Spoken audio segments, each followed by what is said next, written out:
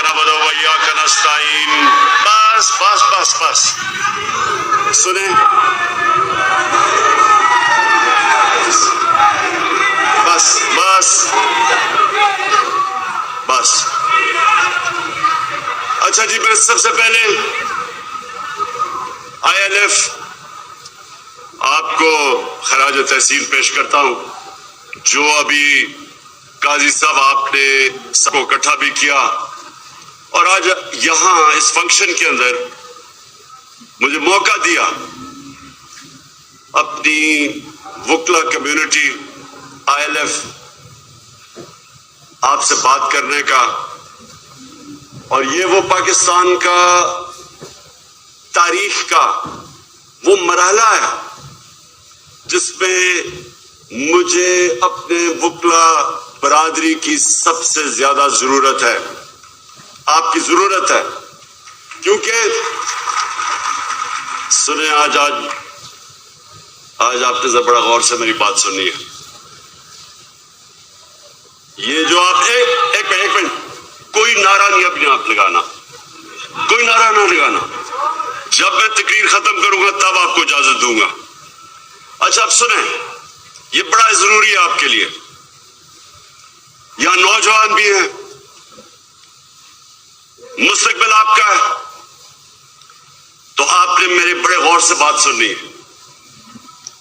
एक ऊपर आज जो आपने लिखा हुआ है सुप्रीमेसी ऑफ कॉन्स्टिट्यूशन, आइन की बालादस्ती, इसको समझना है कि जब तक एक कौम इंसाफ के लिए जद्दोजहद नहीं करती, जब तक एक कौम इंसाफ के लिए जहाद नहीं करती, ये याद रखे, अल्लाह ने कुरान में कहा हुआ है कि मेरी जमीन पे निकल के देखो कितनी कौमें तबाह हो गई जो मेरे हुक्म पे नहीं चली। अल्लाह का सबसे बड़ा हुक्म कि मेरी जमीन पे इंसाफ कायम करो। ये जो आपने सुप्रीमेसी ऑफ कॉन्स्टिट्यूशन लिखा हुआ है, इसका मतलब ही इंसाफ है। सुप्रीमेसी ऑफ कॉन्स्टिट्यूशन का मतलब यह है कि जो आइन आपको कानून देता है कि किन कानून के मुताबिक मुल्क चलेगा, वो आपको इंसाफ ऐसे देता है कि वो कमजोर तबके को तहफ़्फ़ुज़ देता है ताकतवर से।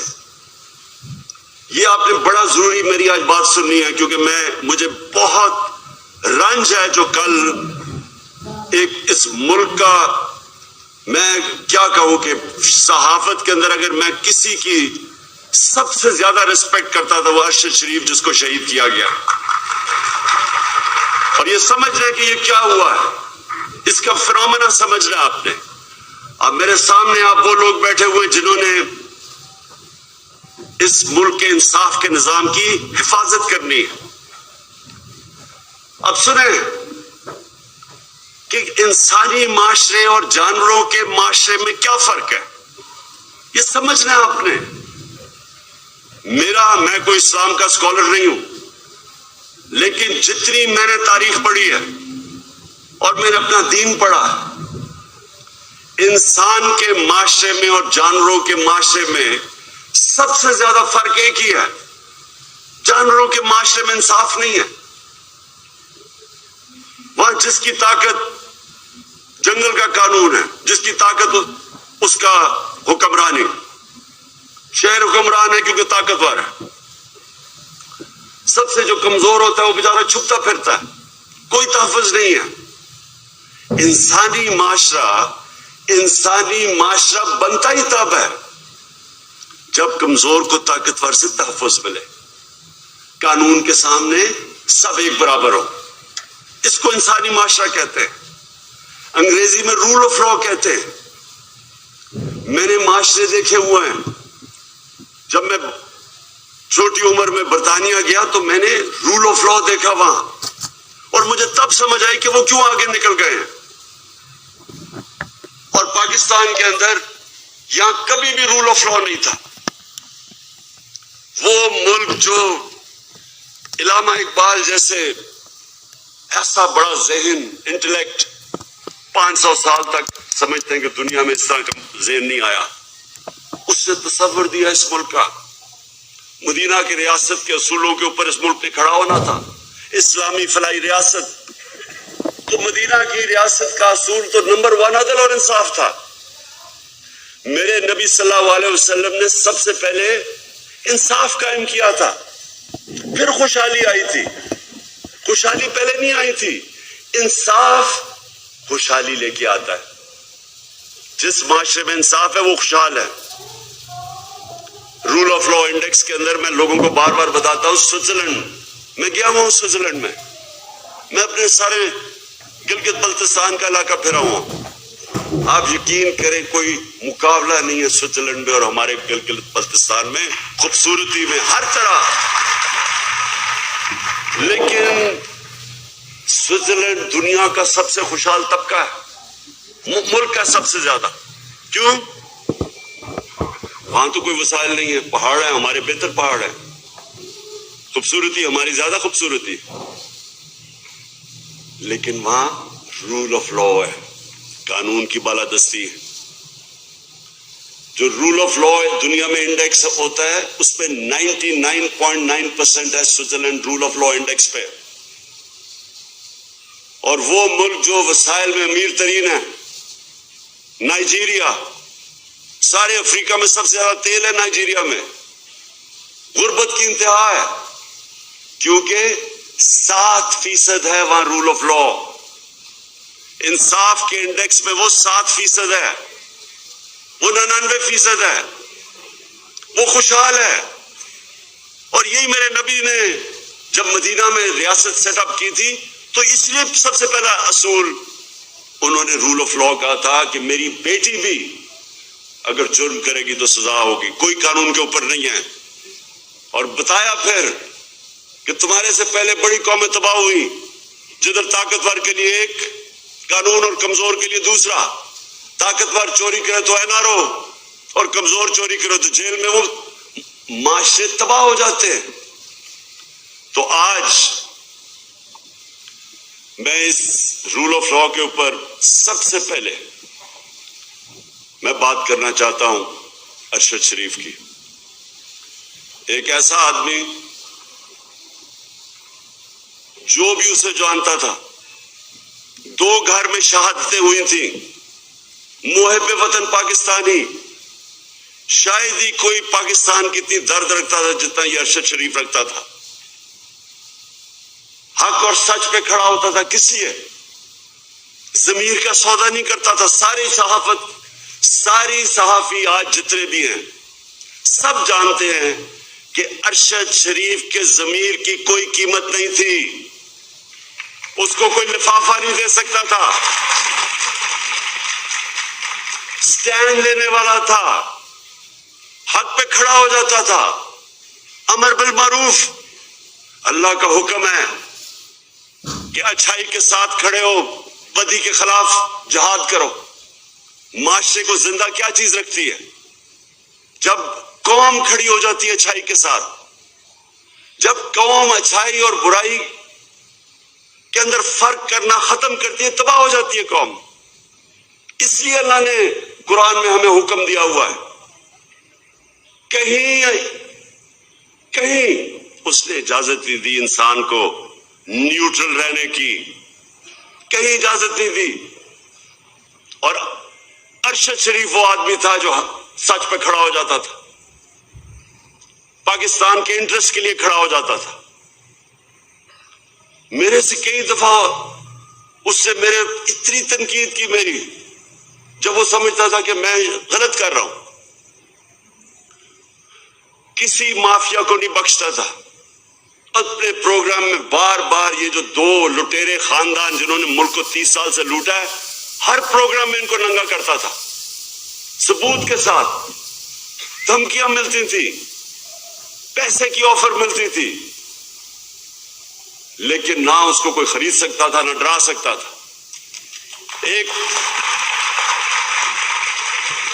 اور وہ پاکستانی، وہ صحافی جو ساری قوم جانتی ہے کہ وہ ملک کے انٹرسٹ کے لیے محب وطن، جس آدمی کی گھر میں 2 شہادتیں ہوئی ہوں، جس طرح وہ پاکستانی فوج کے ساتھ کھڑا ہوتا تھا، جا کے ان کے کئی پروگرامز کرتا تھا ان کے لیے.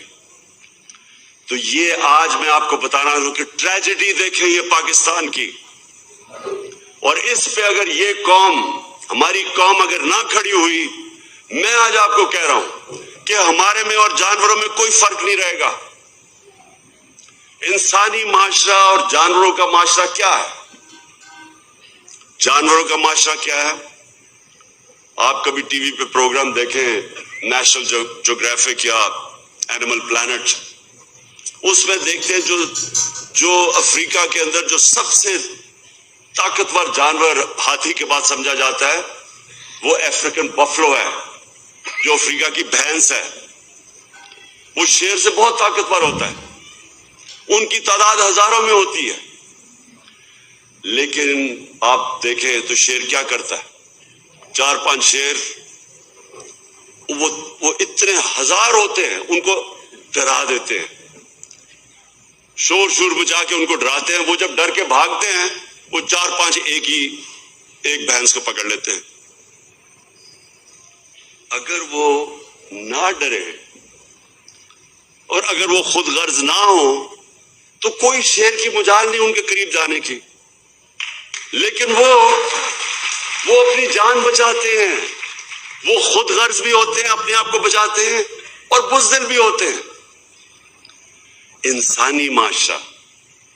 انسانی معاشرے کے اندر جب کوئی طاقتور اس طرح ہجوم انسانوں کو ڈراتا ہے تو اللہ نے اس لیے جہاد ہمارے اوپر فرض رکھی ہے. جہاد فرض ہے مسلمانوں پہ. کیونکہ جہاد میں آپ ظلم سے بھاگتے نہیں ہیں، ظلم کے سامنے سر نہیں جھکاتے، ظلم کا مقابلہ کرتے ہیں. یہ حکم ہے اللہ کا. اللہ کو تو کوئی فائدہ نہیں پہنچا سکتا. ہم اپنے اوپر ظلم کم کرتے ہیں جب ظلم کے سامنے کھڑے ہوتے ہیں. ایک معاشرے کو زندہ رکھنے کے لیے ہم ظلم کا مقابلہ کرتے ہیں. ارشد شریف، اس کو جب دھمکی آئیں، نامعلوم نمبروں سے دھمکی آئیں کہ یہ نہ کہو، سچ نہ بولو، یہ جو رجیم چینج ہوئی ہے، وہ جب اس کو ایکسپوز کرنا شروع کیا، اس کے اوپر دھمکی آئیں، ڈرایا گیا. پھر مجھے انفارمیشن آئی کہ اس کو مارنے لگے ہیں. اس کے گھر میں گھس کے انہوں نے ڈرایا اس کو، اس کی فیملی کے سامنے. باہر گاڑیاں کھڑی ہوتی تھی، ڈراتے تھے صرف اس لیے کہ وہ سچ نہ بولے. اس کا کوئی ایجنڈا نہیں تھا. میں نے اس کو کہا کہ تم ملک سے باہر چلے جاؤ. پہلی دفعہ نہیں مانا. پھر میں نے اس کو بتایا کہ مجھے انفارمیشن ہے، جس طرح مجھے انفارمیشن اپنے اوپر تھی کہ مجھے بھی وہ 4 بند کمروں میں جنہوں نے فیصلہ کیا تھا مجھے مارنے کا، میں نے اس کو بتایا.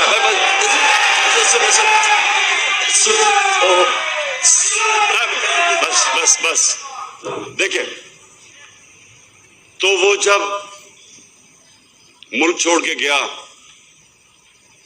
اس کا ویزا ختم ہونے لگا تھا دبئی کا. یہ واپس بلا رہے تھے اس کو. کوئی اس لیے نہیں کہ کوئی جرم کیا اس نے، اس لیے کہ وہ سچ نہ بولے.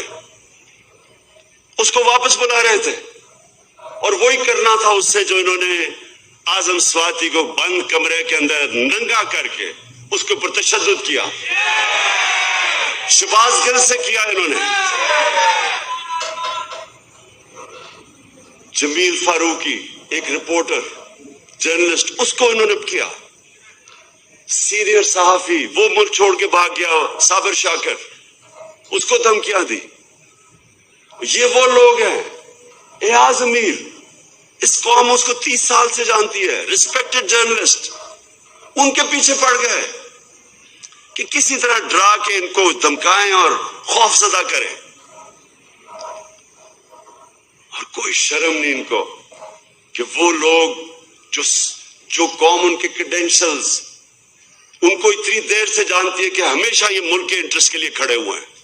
ان لوگوں کو چنا جن کا ضمیر کا سودہ نہیں ہوتا تھا. جن کے ضمیر کے سودے ہوئے وہ تو سب آج آپ ٹی وی کے اوپر دیکھیں سارے گن گا رہے ہیں ان لوگوں کے جو 30 سال سے سرٹیفائڈ چور اوپر بیٹھ گئے آ کے اپنے کرپشن کے کیسز ختم کر کے ملک کو تباہی کی طرف لے گئے. ان کے خلاف کوئی بات کرے یہ سارے نامعلوم افراد آ کے ڈراتے ہیں دھمکاتے ہیں. تو میں آج ارشد شریف اور دیکھیں ہم ایسے ہر کسی کو شہید کہہ دیتے ہیں. ہر کوئی شہید نہیں ہے.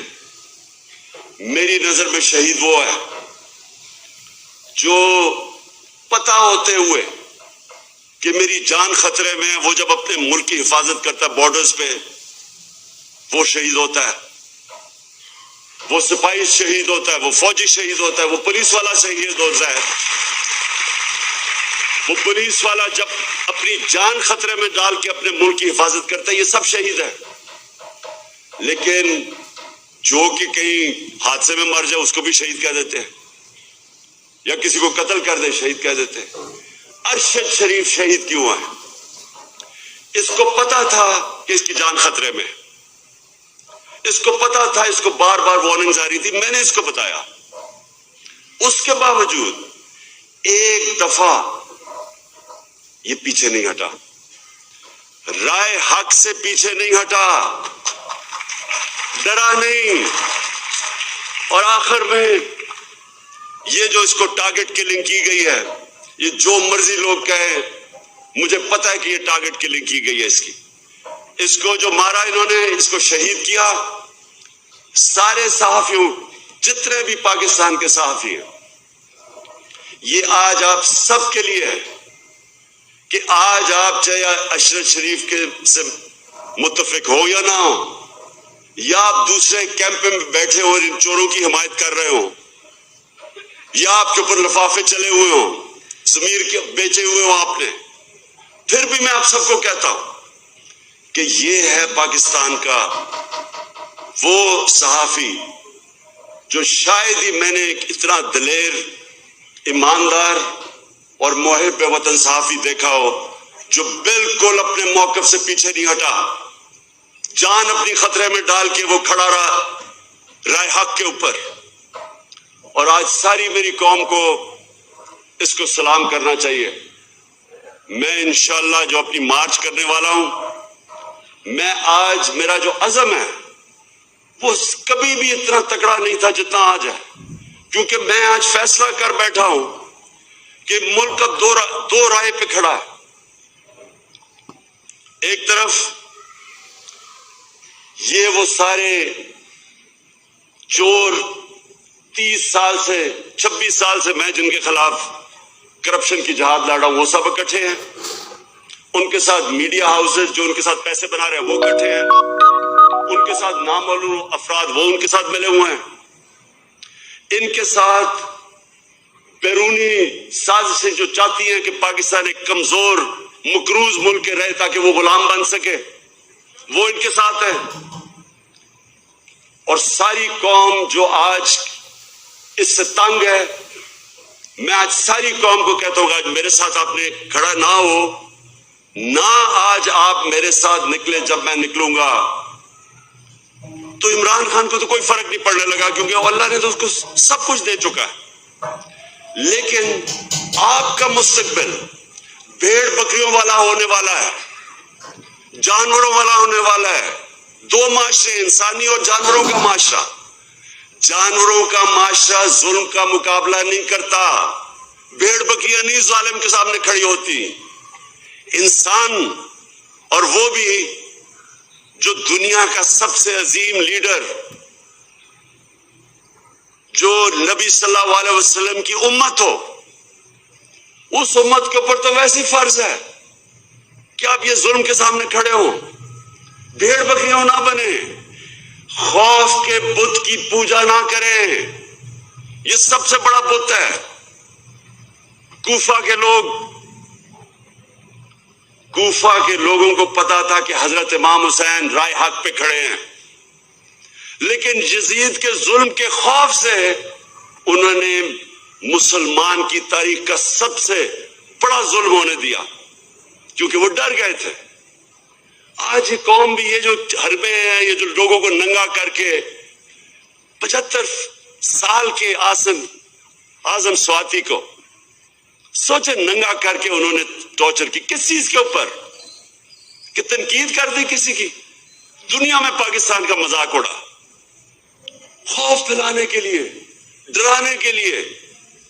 ایک اسلام آباد میں جب سے ایک ڈرٹی ہیری آیا ہے، ڈرٹی ہیری وہ ہے، آپ نے وہ فلم دیکھی ہوگی ڈرٹی ہیری کی، کہ وہ ایک ایسا کوئی سپاہی تھا جو کہ بس بندوق کا ساروں کو ادھر ادھر گولیاں مارتا پھرتا تھا. اس کا نام ڈرٹی ہیری رکھا ہوا تھا. یہ اسلام آباد میں ایک ڈرٹی ہیری آ گیا، اور جب سے یہ آیا ہے کبھی کسی کو ننگا کر کے. ویسے اس کو ننگا کرنے کا کیا شوق ہے؟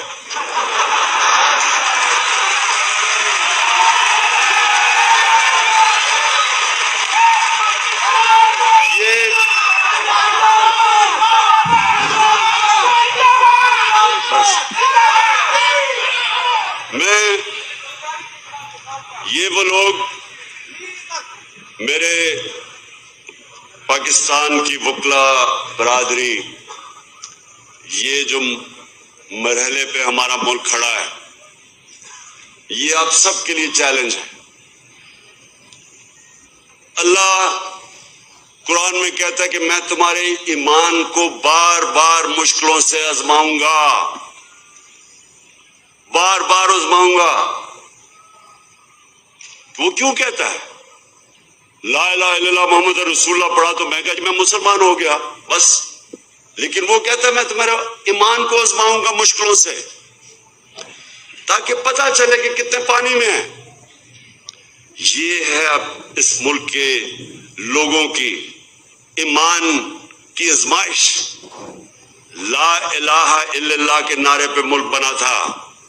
اللہ ہم تیرے سوا کسی کے سامنے نہیں جھکتے.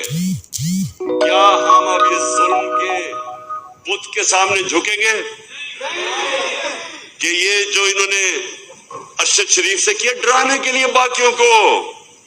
وہ جس طرح شیر نہیں، وہ حملہ کرتے ہیں، ڈراتے ہیں لوگوں کو، یہ بھینسوں کو، افریقن بفلو کو، وہ سب بھاگ جاتی ہے، پھر پکڑ لیتا ہے ایک کو. یہ بھی ایک کو پکڑ رہے ہیں، کبھی کسی کو پکڑ لیا، کبھی کسی کو پکڑ لیا. میں ان کے سامنے نکلوں گا، اور انشاءاللہ جب تک میں نے فیصلہ کیا ہے، میں فیصلہ ہے، جب تک میں زندہ ہوں میں ان ظالموں کا مقابلہ کروں گا. اور آپ نے سب نے اس میں شرکت کرنی ہے. کیونکہ یاد رکھیں اللہ نے نیوٹرل رہنے کی کسی کو اجازت نہیں دی. یا ایک طرف ہو یا دوسری طرف ہو، یا ان ڈاکوں کے ساتھ ہو اور یا راہ حق پہ چلو، ان کے سامنے کھڑے ہو. تو آپ کے اوپر خاص ذمہ داری ہے. آپ ہے پاکستان کی وہ کمیونٹی جو جانتی ہے انصاف کیا ہے، رول آف لا کیا ہے. آپ وہ لوگ ہیں جن کے اوپر عام آدمی سے زیادہ ذمہ داری ہے. اور اس لیے آپ نے اب میرے ساتھ چلنا ہے. اور اس ملک میں جو میں 26 سال پہلے نکلا تھا، انصاف کی تحریک انصاف، اس ملک پہ انصاف قائم کرنے کے لیے آپ سب نے میرے ساتھ کھڑے ہونا. شکریہ.